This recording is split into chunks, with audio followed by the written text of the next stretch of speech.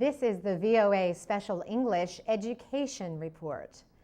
Thousands of protesters, including teachers, students, parents, and pro-democracy activists, marched in Hong Kong in late July. They were protesting a plan to teach Chinese patriotism classes in Hong Kong schools. Organizers said 90,000 people marched to the government headquarters, but police gave a lower estimate of 32,000. The Hong Kong government says the classes are meant to build Chinese national pride. The government plans to require the classes in elementary schools starting in 2015. But the government is urging schools to voluntarily launch the program when schools reopen this September. The curriculum includes a teaching booklet called the China Model. It praises the one-party rule of the Communist Party.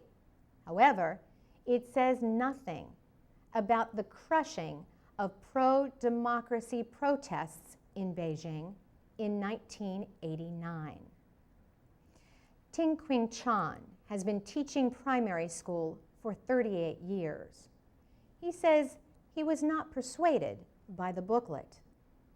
"I don't even believe the content myself, so it's difficult to teach my students," he says. Chan Ye-long, a 9-year-old student in the march, said, "China wants to unify Hong Kong. Our next generation only knows how great China is, but not the bad stuff." Protester Paul Young, a parent of 2 children, says he worries that too much one-sided education is not good for the mental development of young people. The protest was another sign of public concern about what critics see as the Chinese government's interference in the former British colony.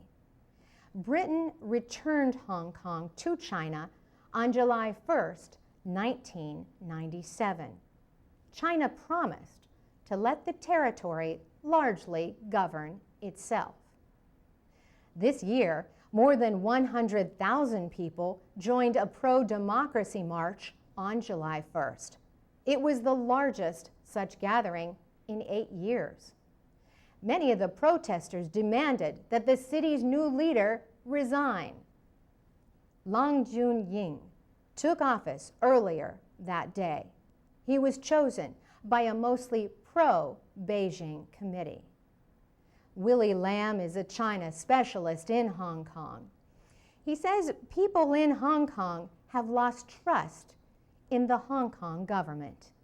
He says they are afraid the administration of Lian Jun-ying will take orders from Beijing to support the Communist Party and not spread knowledge of China in a fair way. To read, listen, and learn English, go to voaspecialenglish.com.